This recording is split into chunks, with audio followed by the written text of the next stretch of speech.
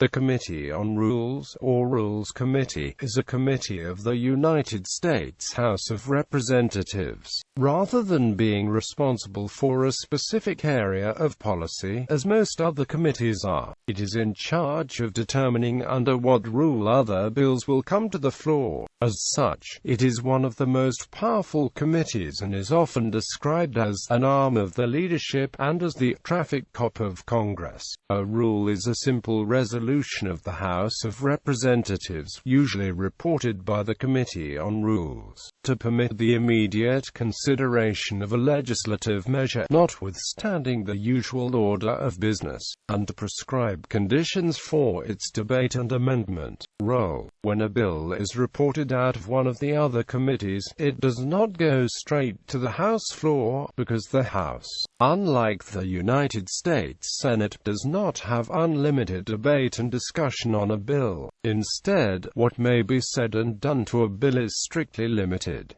This limitation is performed by the Rules Committee. When a bill is reported out of another committee with legislative jurisdiction, it is placed on the appropriate House calendar for debate. Common practice, though, is for bills reported from committees to be considered in the Rules Committee, which will decide for how long and under what rules the full body will debate the proposition. Consideration by the full body can be in one of two forums: the Committee of the Whole, or on the floor of the full House of Representatives itself. Different traditions govern whether the Committee of the Whole of the House itself will debate a given resolution, and the Rules Committee generally sets the forum under which a proposition will be debated and the amendment time limitations for every measure. 2. For instance, there might be a limit on the number of types of amendments. Amendments might only be allowed to specific sections of the bill, or no amendments might be allowed at all. Besides control over amendments, the rule issued by the Rules Committee also determines the amount of speaking time assigned on each bill or resolution. If the leadership wants a bill pushed forward quietly, for instance, there might be no debate time scheduled. If they want attention, they might allow time for lengthy speeches in support of the bill. Between control over amendments, debate, and when measures will be considered, the Rules Committee exerts vast power in the House.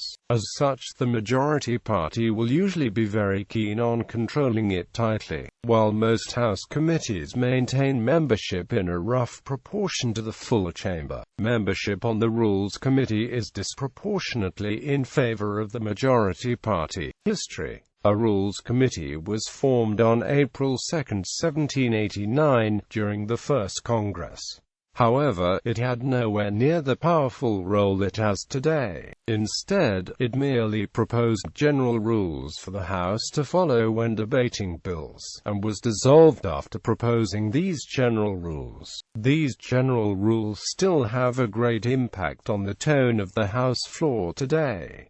A Rules Committee, for a long time, lay dormant. For the first 50 years of its existence, it accomplished little beyond simply reaffirming these rules, and its role was very non-controversial. On June 16, 1841, it made a major policy change, reducing from 2/3 to 1/2 the fraction of votes needed in the House to close debate and vote on a bill. In 1880, the modern Rules Committee began to emerge from the reorganization of the House committees. When the Republican Party took over the House in the election of 1880, they quickly realized the power that the Rules Committee possessed. One member, Thomas Brackett Reed, used a seat on the Rules Committee to vault himself to the speakership, and gained so much power that he was referred to as Czar Reed. In the 1890s and 1900s, Reed and his successor, Joseph Gurney Cannon, used the Rules Committee to centralize the power of the speakership.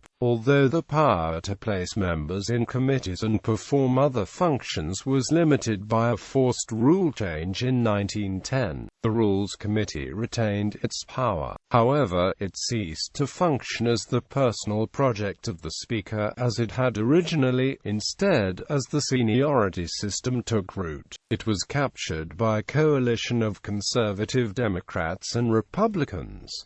This state of affairs would continue until the 1960s. In 1961, Speaker Sam Rayburn, acting on the wishes of the new President John F. Kennedy and the Democratic Study Group, introduced a bill to enlarge the committee from 12 members to 15, to decrease the power of the arch-conservative chairman, Howard W. Smith. The bill passed 217 votes to 212. However, it was only partially successful. The Rules Committee continued to block legislation including civil rights and education bills. In the 1970s, however, the Rules Committee was firmly under the command of the Speaker once again. As before, its primary role is to come up with special rules to help or obstruct the chances of legislation reported to it. Members. 114th Congress. Sources: H. Res. 6, H. Res. 7, H. Res. 17 and H. Res. 22. Subcommittees. The Rules Committee operates with two subcommittees, one focusing on legislative and budget matters and the other focusing on the internal operations and procedures of the House.